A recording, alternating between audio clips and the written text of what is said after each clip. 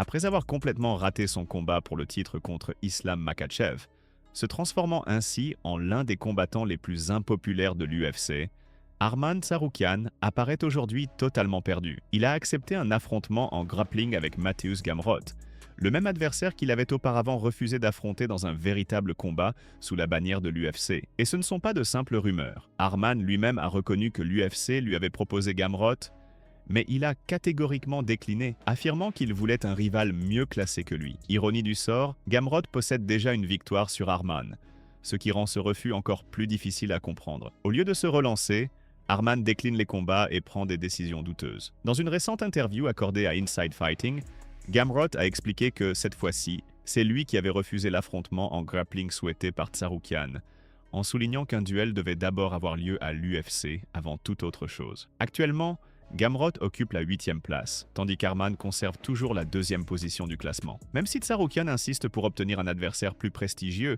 comme Dan Hooker ou Paddy Pimblett, l'UFC semble avoir ses propres projets. Selon Red Corner MMA, le combat entre Arman Tsarukyan et Dan Hooker est déjà en préparation pour l'événement de l'UFC au Qatar au mois de novembre. Passons maintenant à l'interview de Gamrot. J'ai reçu une proposition d'une organisation de grappling pour affronter Arman. Lui avait déjà donné son accord, et la direction attendait simplement ma réponse. La situation m'a paru assez amusante, car quelques mois plus tôt, je savais que l'UFC cherchait à mettre en place un combat entre moi et Arman.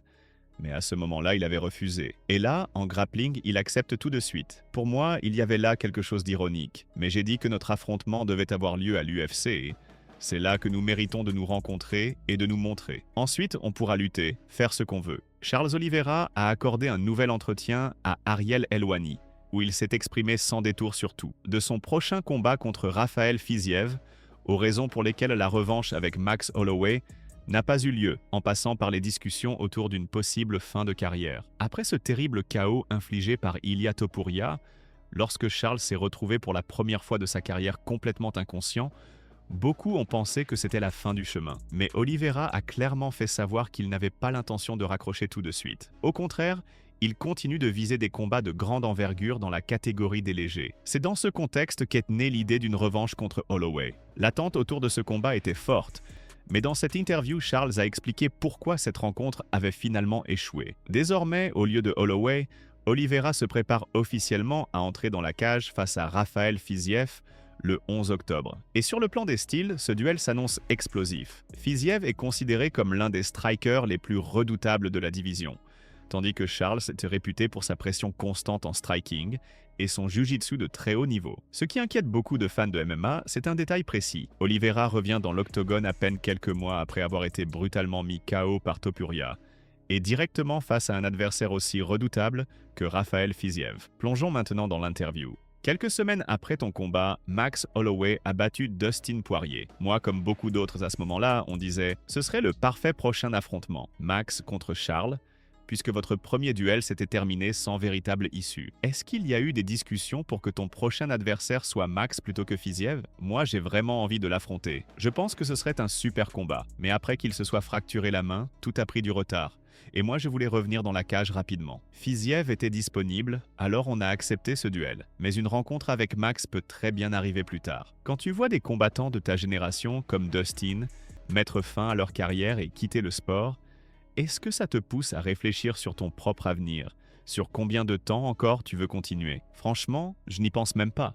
Je n'ai aucune envie de prendre ma retraite. Je me sens bien, dans une bonne phase pour moi. Je crois qu'il y a encore beaucoup de choses à vivre et beaucoup à montrer. Après le défi retentissant lancé par Ilia Topuria à Terence Crawford il y a seulement quelques jours, le monde du MMA s'est immédiatement enflammé à l'idée d'un éventuel passage de Topuria vers la boxe. Et, bien sûr, la majorité des amateurs de sport ont aussitôt affirmé qu'un tel combat n'aurait aucune intrigue. Crawford le balayerait sans difficulté. Peu après, des images ont commencé à circuler en ligne, montrant El Matador en sparring avec l'ancien champion du monde des poids moyens, Sergio Martinez. Pour être honnête, cette séance n'avait rien d'extraordinaire. Des touches légères, aucun coup réellement appuyé. Mais pour les fans, c'était suffisant pour alimenter l'idée que Topuria pourrait malgré tout avoir quelque chose à opposer à Crawford. De son côté, Terence a réagi avec humour lors d'une interview donnée à la veille de son combat contre Canelo, en lançant qu'Ilia devait probablement être ivre lorsqu'il a prononcé ces mots. Fans de MMA, allez-vous regarder le combat de boxe entre Crawford et Canelo? Partagez vos commentaires et vos pronostics. Pendant ce temps, dans l'univers du MMA, l'attention se tourne vers la première défense de ceinture de Topuria en poids léger à l'UFC. On s'attend à ce qu'El Matador fasse son retour au début de l'an 2026.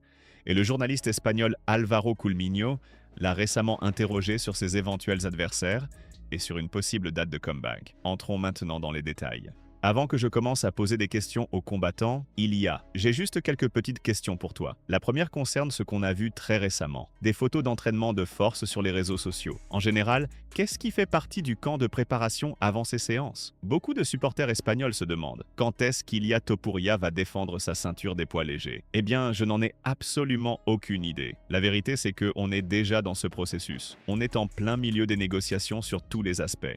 On ajuste le calendrier pour le reste de l'année prochaine, donc je ne peux pas te donner de réponse précise. Et encore un point, avant de passer aux autres combattants, on parle soit d'Arman Tsarukyan, soit de Justin Gaethje. On évoque aussi la possibilité d'un combat avec Paddy Pimblett. Franchement, non. Pour l'instant, ça n'existe pas pour moi. Je n'ai personne prévu. Merci. À seulement quelques semaines de l'événement UFC NOS, Dan Hooker a sérieusement animé la scène des poids plumes. Dans une récente interview accordée à Sky Sport, il a détaillé pourquoi, selon lui, le vainqueur du combat entre Jean Silva et Diego Lopez devrait obtenir la prochaine opportunité de disputer la ceinture d'Alex Volkanovski. Et il ne s'est pas retenu dans sa critique des autres prétendants. Il a écarté sans détour Movsar Evloev et Lerone Murphy, déclarant « Personne ne s'intéresse à eux. Ils sont ennuyeux et n'apportent ni le spectacle ni l'attention que Silva suscite. » D'après lui, c'est Jean Silva qui attire réellement les regards et qui est le combattant que les fans veulent voir.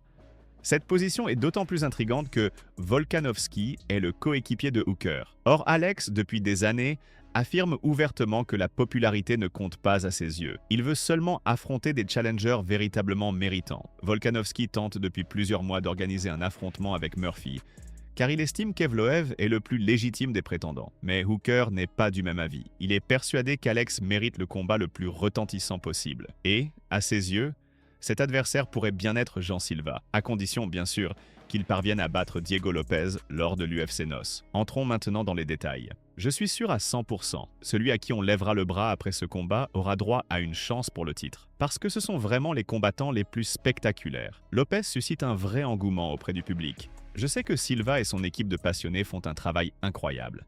Le vainqueur de ce duel se retrouvera donc en lice pour la ceinture. Bien sûr, certains diront il y a d'autres combattants. Mais à propos de Murphy, on répète souvent qu'il est trop ennuyeux. Rien de personnel, les gens l'apprécient, mais peut-être seulement pour ce qu'il dégage en dehors de la cage, pas à l'intérieur. Pour vendre des combats, il faut savoir parler, créer de l'intérêt, attirer les regards. Chez certains, ça vient avec le temps, quand on n'a pas envie de s'imposer d'emblée. Et puis, il y en a qu'on ignore complètement. Leur combat ne passionne personne. Aljamain Sterling, mon ami, désolé.